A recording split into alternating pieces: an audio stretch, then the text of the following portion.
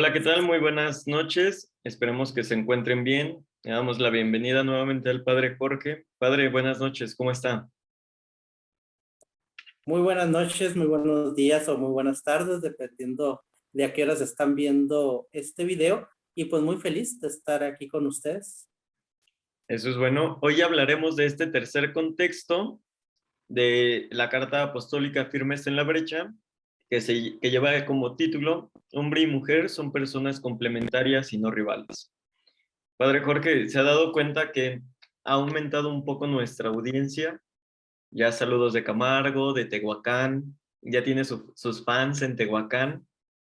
Entonces vamos a aprovechar para saludar. Lupita, Delfina, un gran abrazo. Cari, Magda, la señora Alejandra Estrada, también Alejandra, la mamá del padre Alejandro Estrada, un gran abrazo. Y a todos nuestros seguidores de esta página.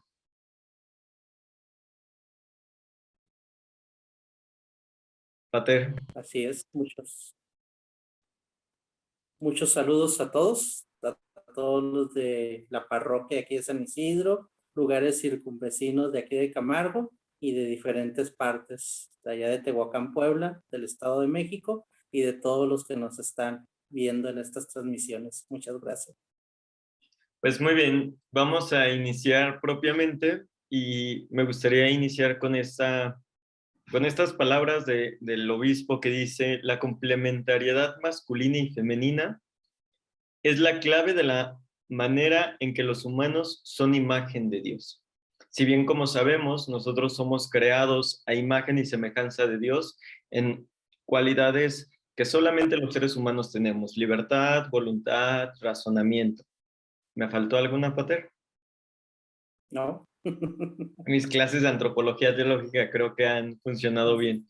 Pero además, somos imagen y semejanza de Dios en cuanto que no somos seres terminados, es decir, encontramos nuestra complementariedad en el sexo diferente. Por eso podemos escuchar en el relato del Génesis, cuando Adán se encuentra con Eva, que dice: esta sí es carne de mi carne, hueso de mi hueso. Entonces, no hay una rivalidad como tal, sino más bien es una complementariedad. Así es, parecería hoy en la sociedad, por medio de esta ideología de género, que esto que dice el señor obispo en esta exhortación donde las hombre y mujer son complementarios y no rivales, parecería que nuestra sociedad nos vende la idea de que son rivales y no son complementarios el hombre y la mujer. Exacto. Y podemos caer en la tentación de buscar esta igualdad, no en cuanto a derechos, no en cuanto a quizá como privilegios, como se daba en la antigüedad, de decir: como somos distintos, uno vale más que el otro. No, el valor es el mismo. Lo que nos hace distintos es nuestra antropología, un poco nuestra genética. Ahí Padre Jorge nos va a hacer favor de explicar en cuanto a la genética, pero también somos diferentes en cuanto a nuestros roles quizás sociales, que ahora se han cambiado un poco, y no digo que con esto esté mal, sino que simplemente es diferente, y también que somos distintos hasta en la manera de pensar y nuestra constitución cerebral. Para no ahondar más en esto, yo que no sé tanto, vamos a aprovechar que tenemos un máster en genética, Padre Jorge, y puede explicarnos con palabras sencillas cómo se da esta diferenciación entre hombre y mujer genéticamente. Sabemos que el hombre y la mujer, genéticamente, en lo que son los cromosomas, pues tienen la misma cantidad, 46 cromosomas cada uno, 23 del padre, 23 de la madre, para hacer esa complementariedad de los 46 cromosomas.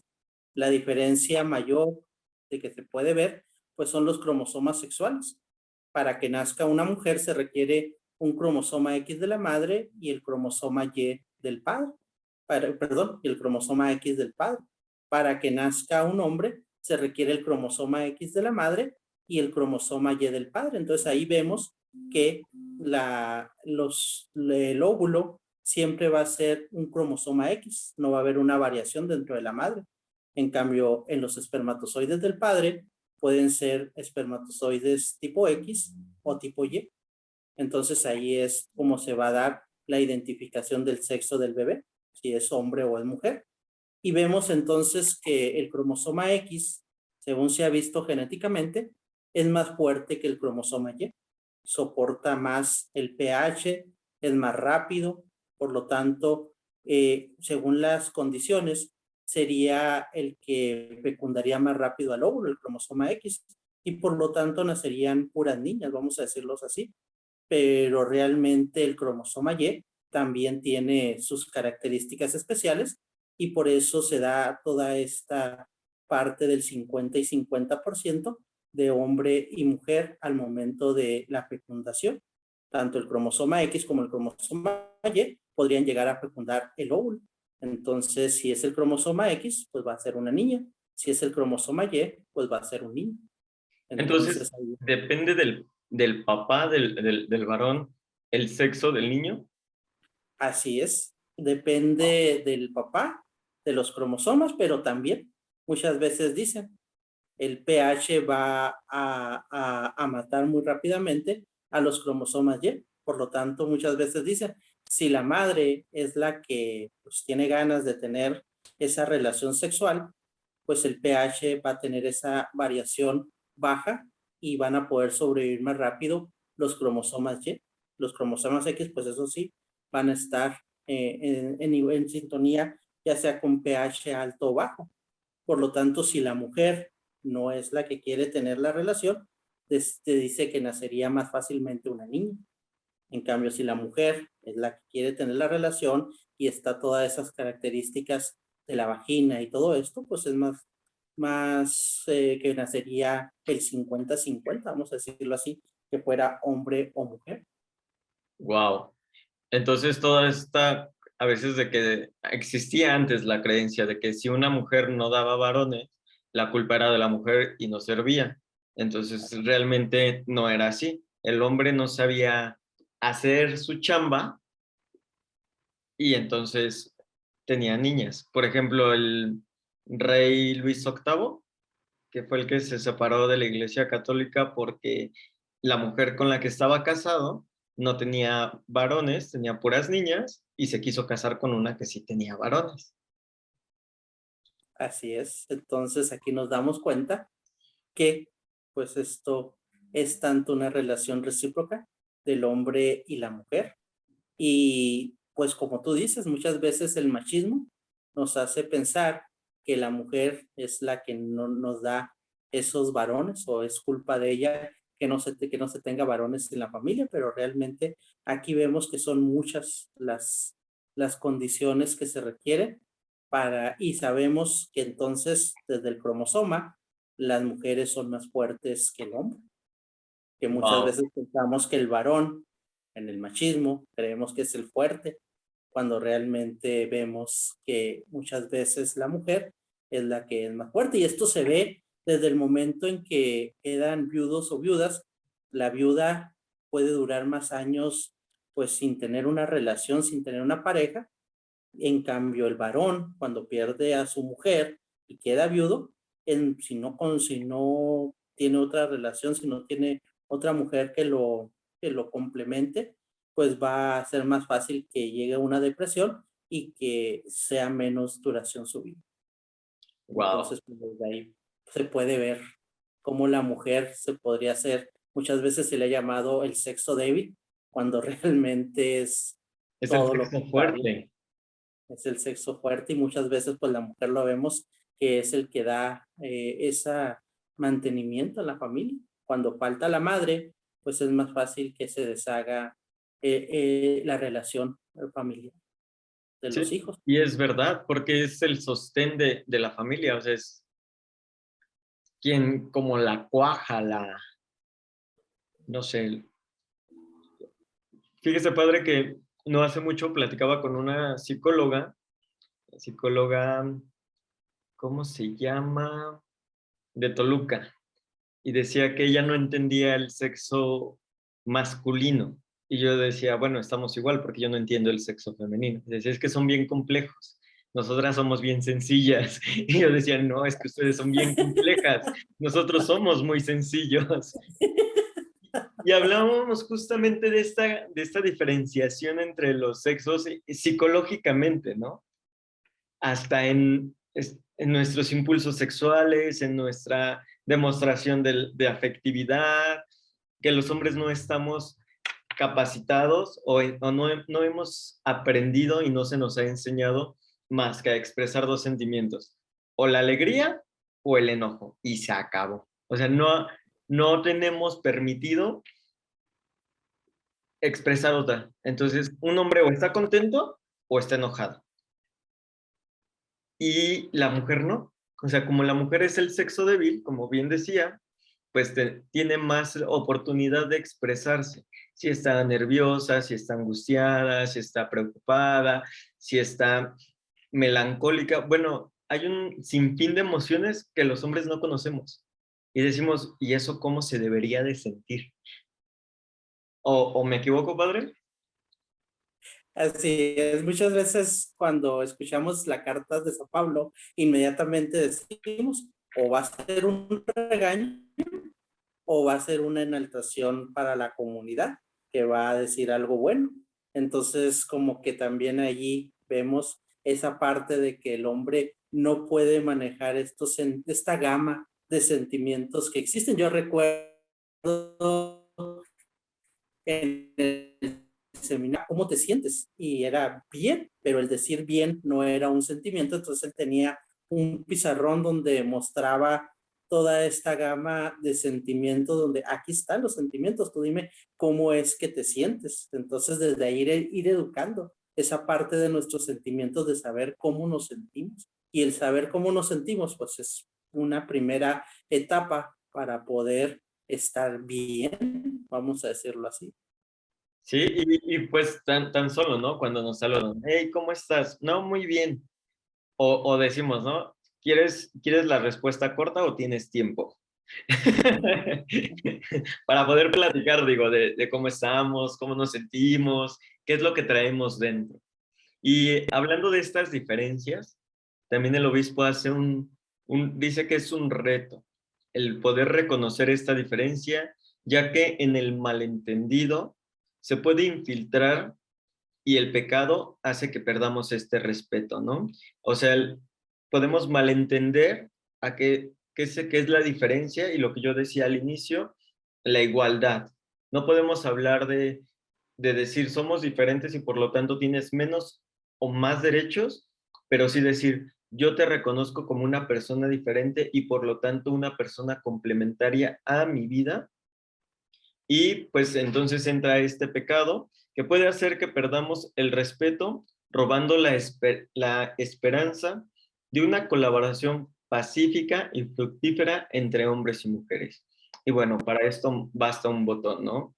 ¿Cómo se ha distorsionado tanto esta diferenciación de sexos en la historia, que en un principio reinaba mucho el machismo y el patriarcado y en muchas culturas esta cuestión muy fuerte del el sexo fuerte del hombre y ahora está tendiendo hacia el otro lado, ¿no? El otro extremo, el feminismo. Pero ¿por qué no aprender de las culturas que nos vienen a enseñar, por ejemplo, no tanto de patriarcados y matriarcados, sino una complementariedad? Hace unos días andaba por el centro de la Ciudad de México y había en la explanada un, pues puestecitos de venta y así de artesanos de Oaxaca. Y había ponencias muy buenas y la ponente, una señora de Oaxaca, que decía que en su cultura, ya no sé si sepan, pero Oaxaca está no rodeada, está integrada por muchísimas culturas. O sea, quien piensa que los que son de Oaxaca son todos iguales, pues déjenme decirles que no. Tienen muchísimas culturas y ella decía que en su cultura la mujer no conocía de la discriminación hasta que trataron de enseñarles que el hombre no podía mandarlas. Y decía, era ridículo para nosotros escuchar eso porque nunca nos habían mandado, nunca nos han golpeado, nunca nos han hecho de menos, sino al contrario, nosotras somos parte de una sociedad que sin nosotras no funciona.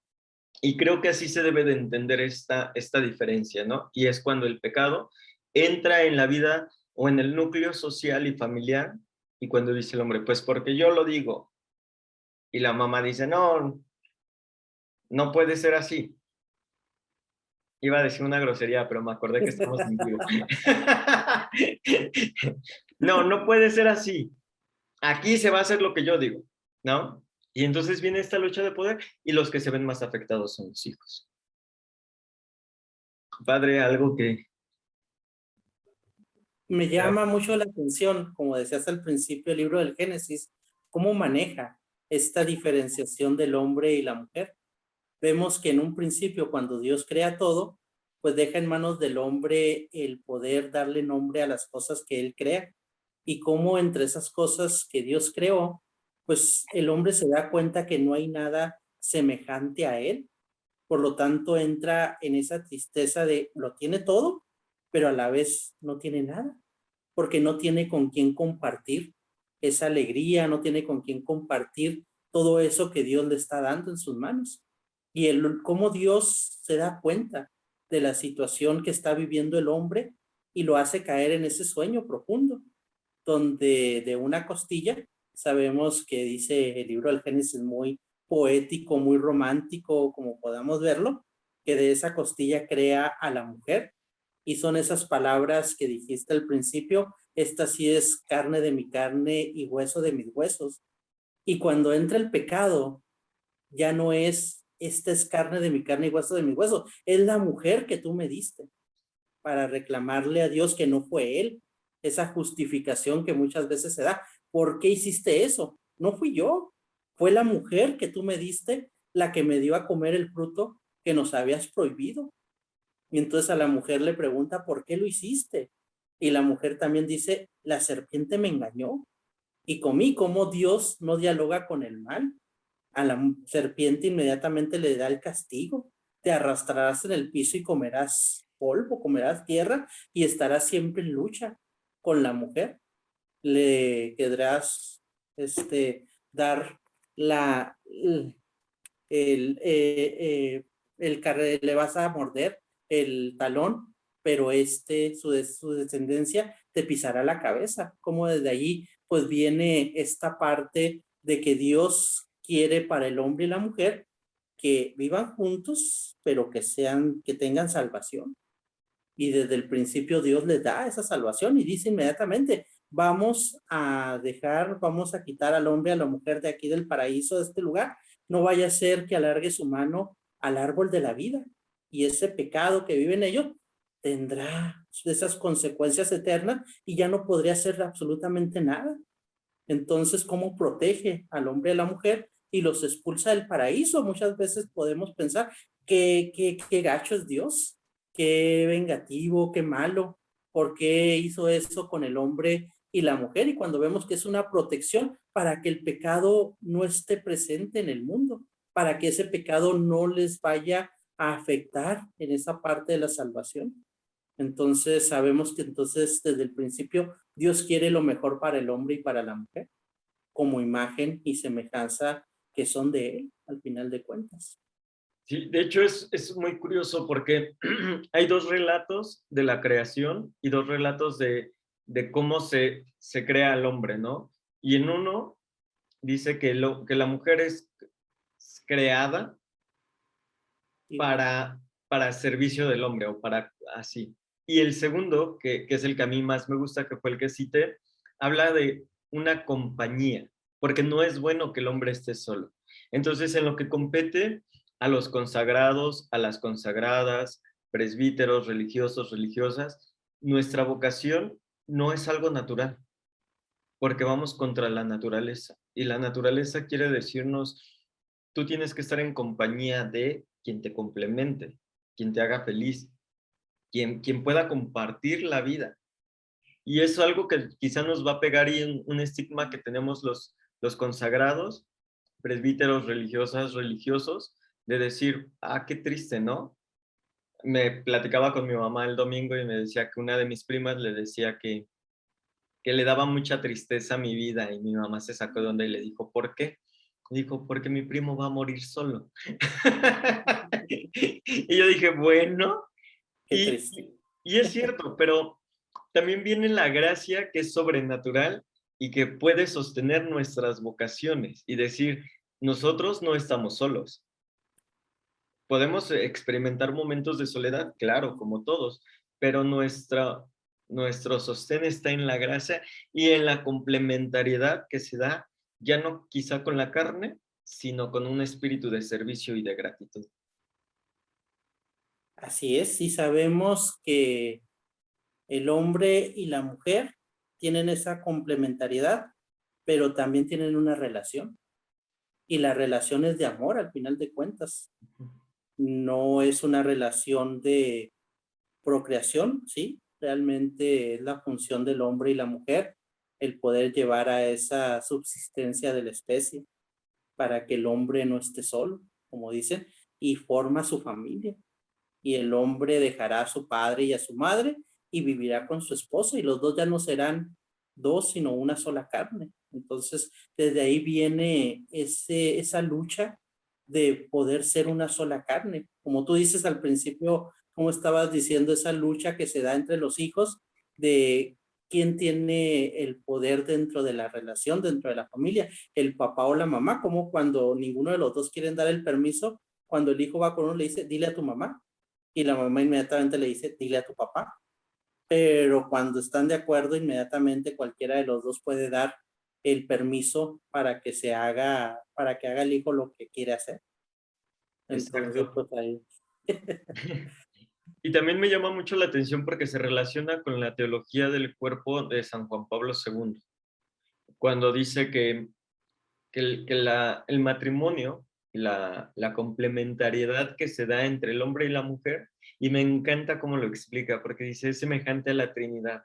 El Padre como el hombre que se dona, la mujer como el Hijo o como Jesucristo, que se entrega, la donación y la entrega, al unirse en una cuestión de amor, acá en la Trinidad es la cuestión del amor, en el matrimonio es en el abrazo nupcial, surge el Espíritu Santo, que es fruto del amor de la donación del Padre y la entrega del Hijo, en la donación del esposo, con la entrega de la esposa, y es el Hijo.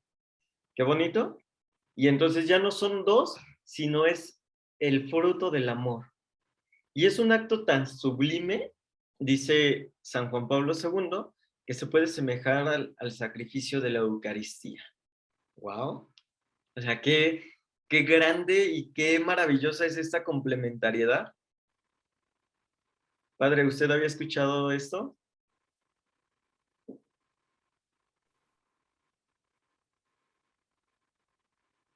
Así es. Sigue el Señor en esta exhortación, hablando ahora sí ya de lleno sobre esto que ha permeado en nuestra sociedad, que es la ideología de género, y él dice que ha infectado sociedades alrededor del mundo y que busca desplazar al masculino y al femenino como la manera normal de entender el género de los humanos, añadiendo otras categorías. Entonces es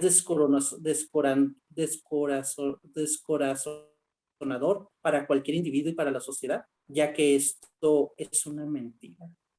Y vemos cómo aquí lo cita inmediatamente la ideología de género como una mentira y que se ha escuchado y se ha dicho y hemos visto toda esta parte de la ideología de género cómo permea en la sociedad en todo lo que se refiere a la política, en lo que se refiere a la educación, en lo que se refiere a la misma familia.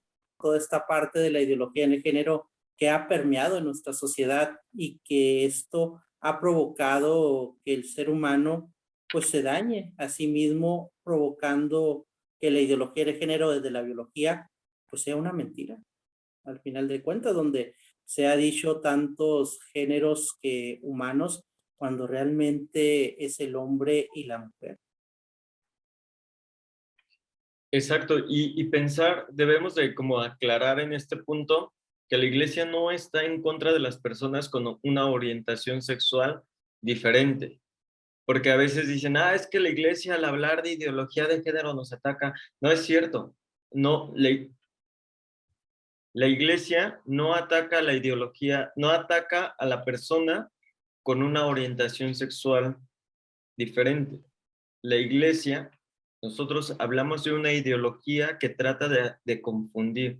Cuando se estudia a profundidad la ideología de género y se ve que no se trata de defender el derecho de las personas homosexuales, sino de quitarles su identidad original, es decir, somos creados hombres, mujeres y si hay un tercer género, los hermafroditas, los que por su, no sé, el padre Jorge yo creo que nos podrá explicar mejor, pero por su, condición física, nacen con ambos sexos, masculino y femenino, y que llega un momento determinado en donde se tiene que escoger. Padre Jorge, si quisiera explicarnos en este sentido, este tercer sexo. Y realmente no es que diga se tiene que escoger, porque aunque sea hermafrodita la persona, hay un sexo que es determinante. Hay un sexo que se va a expresar, sea el sexo femenino o sea el sexo masculino. Entonces allí es donde a veces se tiene que hacer esa operación para que se manifieste ese sexo que es el que está realmente presente en la persona hermafrodita masculino o femenino. Hay hermafroditas masculinos, hay hermafroditas femeninos, que va a ser funcional el sexo que se está expresando y el otro va a ser infuncional al final de cuentas. Ok, entonces aquí es, como es un punto delicado, sí es importante que aclaremos este sentido. No estamos como iglesia en contra de las personas homosexuales. Claro que no. Se está en contra de esta ideología que solo confunde. Por ejemplo, en esta ideología de género, y se habla de un transgénero, ya no solo en un sexo femenino, sino hay un chino que se siente gato y actúa como gato, hay personas que dicen que son perros y que su identidad y se identifican o se ven como perros y entonces deben de ser tratados como perros. Y entonces toda la lucha de los derechos humanos que se ha hecho por toda la historia hasta el día de hoy, pues se van al carajo. Carajo no es una mala palabra, ¿verdad, padre? O sea, Ay, ya.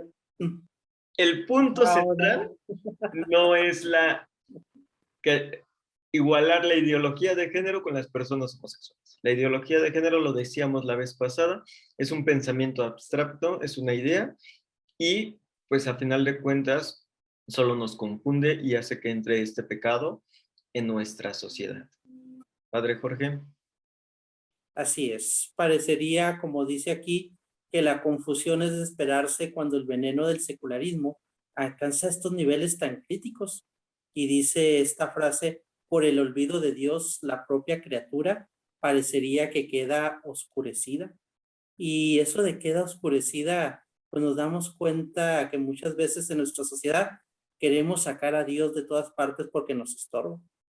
Y después decimos por qué nuestra sociedad está tan mal cuando lo hemos sacado de nuestros trabajos, cuando lo hemos sacado de las escuelas, cuando lo hemos sacado hasta de nuestras propias casas, porque Dios estorba muchas de las veces y no queremos que Él esté presente dentro de nuestra vida. Entonces, pues ahí ese dañino de impacto de esta ideología de género en el individuo de la sociedad, pues ya fue mencionada por el Papa Francisco, nos dice esta exhortación apostólica que dice, yo me pregunto si la así llamada teoría del género no es también expresión de una frustración y de una resignación que apunta a cancelar la diferencia sexual porque no sabe más confrontarse con ella. Nos arriesgamos a dar un paso atrás. La remoción de la diferencia, en efecto, es el problema, no la solución. Para resolver sus problemas de relación, el hombre y la mujer deben en cambio hablarse más, escucharse más, conocerse más, quererse más. Deben tratarse con respeto y cooperar con esta amistad. Muchas veces parecería que el hombre y la mujer cuando son novios hacen hasta lo imposible el estar el uno en el otro y hacen esas citas donde pues se divierten, donde salen, donde quieren estar el uno con el otro y nomás se casan y parecería que cambia toda esta relación y parecería que el matrimonio como que ya no está para jugar esos juegos del noviazgo, de poder salir, de poder estar juntos, de querer estar juntos, porque como que parecería que todo ha cambiado. Entonces, pues también ahí debemos de ver esa relación del hombre y la mujer en el matrimonio como esa amistad que se va creando y donde está el respeto el uno con el otro. Exacto, por ejemplo, ya lo decíamos, buscar si en su matrimonio, en sus relaciones desde noviazgo, se encuentran con dificultades. En el noviazgo, quítense la idea de que van a cambiar, porque no se cambia. Si no se cambia en el noviazgo, si no hay un cambio verdadero antes del matrimonio, después del matrimonio no va a pasar. Y si ya se encuentran matrimoniados, casados, viviendo juntos y quieren rescatar su relación, su matrimonio, perdón, lo dice el Papa Francisco, hay que hablarse más, escucharse, no solo hablar, sino también esta postura de escuchar más, conocerse, porque dices, es que yo ya la conozco de toda la vida porque fue mi amiga y fue mi novia y fue mi amante y fue todo, y como esposa no la conoces, porque es diferente ya el estar ahí juntos, el compartir, tantas cosas que pasan dentro del matrimonio que francamente no la conoces. Y el Y si quererse más. ahora, y si ahora le agregamos estas relaciones virtuales que existen, donde se van conociendo en la videollamada, se van conociendo en las redes sociales, pero realmente no han llegado a estar juntos, no han llegado a conocerse profundamente e inmediatamente buscan el matrimonio. ¿Por qué? Porque ya estuvieron en toda esa relación a distancia y ahora es lo que sigue, el quererse casar, cuando realmente ninguno de los dos se han conocido profundamente. Exacto. Entonces, la iglesia, la parroquia de San Isidro Labrador, la parroquia de San Lorenzo Teotipilco, ofrece estos acompañamientos. Padre Jorge, vamos a ponernos a chambear los acompañamientos personales, las direcciones espirituales, talleres, cursos, movimientos laicales, donde dicen, bueno, ¿qué nos van a explicar un cura y un religioso solteros acerca del matrimonio? Pues bueno, ahí dentro de nuestras parroquias hay matrimonios que dirigen a otros matrimonios, que acompañan a otros matrimonios y que aconsejan a otros matrimonios. Y busquemos esta diferencia de nuestros sexos como una complementariedad más que como una diferencia o algo que se contrapone. Padre Jorge, Así. ¿algo más? Pues aquí ya en esta última parte de este contexto dice, así el Papa Francisco nos recuerda, como veíamos, el conocerse más y el quererse más, a que nos amemos los unos a los otros. Y viene esta exhortación donde dice, hijos, hermanos en Jesucristo, abracen más profundamente la belleza y la riqueza de esta diferenciación sexual y a defenderlas contra todas estas falsas ideologías que se nos presentan. Ahora dice la exhortación ya en el final de este contexto, ya establecimos todo el contexto sobre el cual entender las preguntas que se quieren resolver. Entonces ahora sí ya vamos a entrar de lleno con estas tres preguntas que veíamos al principio de lo que es la exhortación apostólica, después de haber tenido estos contextos que nos ayudan a iluminar todo esto. Exacto. Y para la próxima semana los esperamos para ya tratar de dar una respuesta desde la carta apostólica, qué significa ser un hombre católico. Entonces, los esperamos dentro de 8 días. Si tienen dudas, preguntas, comentarios, con toda confianza estamos a la orden. Padre Jorge, su servidor Alejandro de la comunidad de Padres Basilianos, quedamos a sus órdenes. Padre Jorge, ¿nos podría dar su bendición para finalizar este episodio, por favor? Claro que sí, el Señor esté con ustedes. Y con tu espíritu. De Dios Todopoderoso, Padre, Hijo y Espíritu Santo, descienda sobre usted y su familia, los acompañe y los proteja siempre. Que Amén. la paz del Señor esté con todos ustedes. Y con usted también. Padre, un placer, qué gusto y pues estamos aquí para servir. Audiencia, que Dios los bendiga. Un gran abrazo. Nos unimos en oración. Ustedes oren por nosotros y nosotros por ustedes. Hasta luego. Hasta luego.